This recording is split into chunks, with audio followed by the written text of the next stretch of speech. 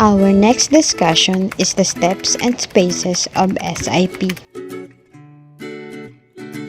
Step 1. Prepare for SIP development. Before the start of the planning session, the school head and selected team are responsible for the conduct of preparatory activities like gathering and consolidating data and information, and the preparation of the profile of the school and its environment. Then, estimated duration for this is 2 weeks. The school head shall lead in profiling data gatherings and depending on data needs shall conduct meetings with other stakeholders when necessary. Here are some of the tips on how to gather your data. First, orient your team on what data should be gathered. Refer to the school community data. Second, group the data that will come from similar sources and assign teams for each data source. Third, to save time, check what you already have in Enhanced Basic Education Information System or EBEIS and other forms and documents. Fourth, school and community-based meetings should be maximized in gathering primary and secondary data for school planning. Fifth, for specific concerns, the school may also engage experts to provide sufficient data. Sixth, to be able to have a solution that is evidence-based, always ensure the accuracy of the data you have gathered. And last, the data you will gather and organize will be immense and varied. Devise a system to consolidate all the gathered data in the school community data template. Step 2. Review priority improvement areas. On how to do this, first, present the SRC or your school report card to your SPT or your school planning team to initiate a discussion about the status of your school. Second, look into how the school contributes to the overall performance of your division. Third, assess the gap between your school data and the division targets for the next 3 years by using gap analysis template, which will be shown later. Areas where there are gaps between the school status and division targets should included in your initial list of improvement areas.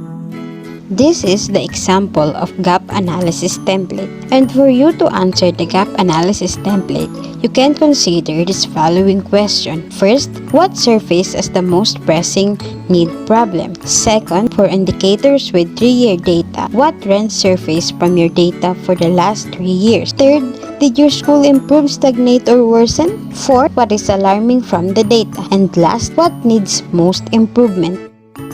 Step 3. Analyze the priority improvement areas. From your identified PIAs or priority improvement areas, formulate general objectives for your 3-year plan. General objective statements are what you want to achieve. The second column is where you write your general objectives and where you check the appropriate box to note when they should be done. Revisit the objectives in the planning worksheet if you are in your Year 2 or Year 3 AIP. Check if objectives you have been met and if there are objectives that need to be revised. These are the planning worksheet that you might use in the Step 3.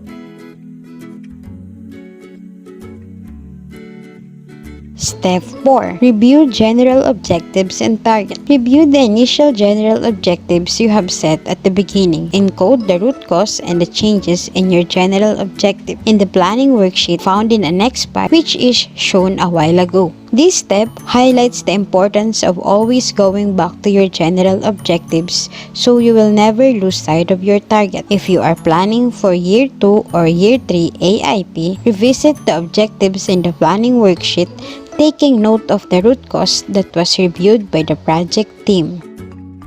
Step 5. Formulate questions. The assigned project teams for identified PIAs will then brainstorm solutions based on the root cause. Several solutions can be formulated for a single root cause. If the project team prioritizes more than one root cause, several solutions can be formulated for each one of these as well. For you to easily formulate the questions in Step 5, here are 5 considerations in formulating solutions. 1. Should address the root causes. 2. Should be within the control of the school. 3. Should be economical. 4. Should be sustainable. And 5. Should have the support of the concerned stakeholders, process owners. Step 6. Develop project design. Your project team will now develop project designs for your solutions. Project work plan and budget matrix. One project design should contain only one solution. We should remember the following definition. First, the problem statement. The selected area of focus or phrase as a problem. Project objective statement. What you want to achieve and by how much. Activities. These activities you need to do to implement your solution. Output. The concrete and tangible product that results from undertaking an activity. How long it will take. How long a project will take can vary depending on the timeline set for each identified PIEs. Step 7. Write the SIP document using the structure given. All the SPT members shall sign the SIP, then the school shall submit it to the School Division's Office or SDO. You only need to submit this at the beginning of the 3-year SIP cycle. Step 8. Prepare the annual implementation plan. From the general objectives set in the SIP, the SPT shall prepare the AIP. Step 9.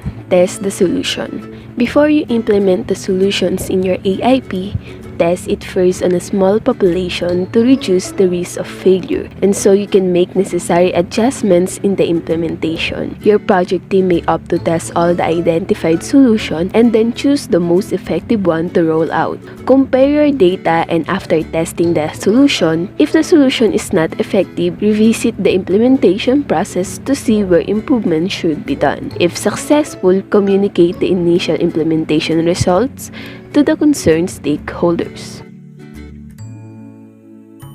Step 10. Roll the solutions.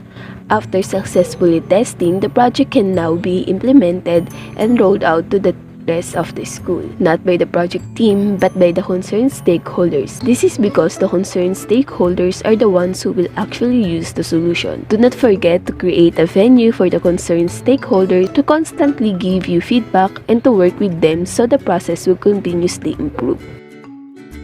Step 11. Check the process of the annual implementation plan.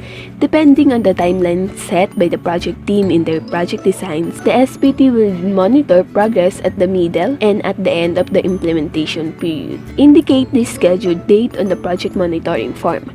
Aside from this, the SPT should guide and help the project teams in resolving problems, especially during the early stage of the project implementation. To help inform the SPT of the status of their project, the project team will submit a progress report using the suggested template.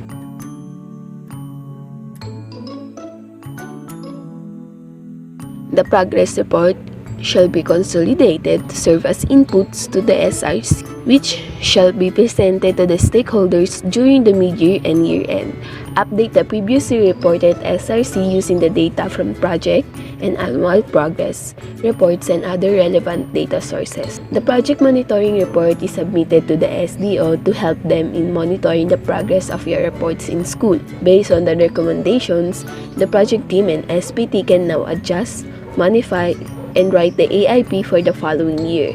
In starting the AIP, the project team assigned may begin by collecting, organizing, and analyzing the required school data for the PIAs to be tackled in the next AIP. The cycle for the next AIP begins with Step 2, Identify or Review PIAs. After 3 years, the SPT can now prepare the SIP for the next cycle. During this time, your SDO will conduct a visit to your school to do a summative evaluation of your IP.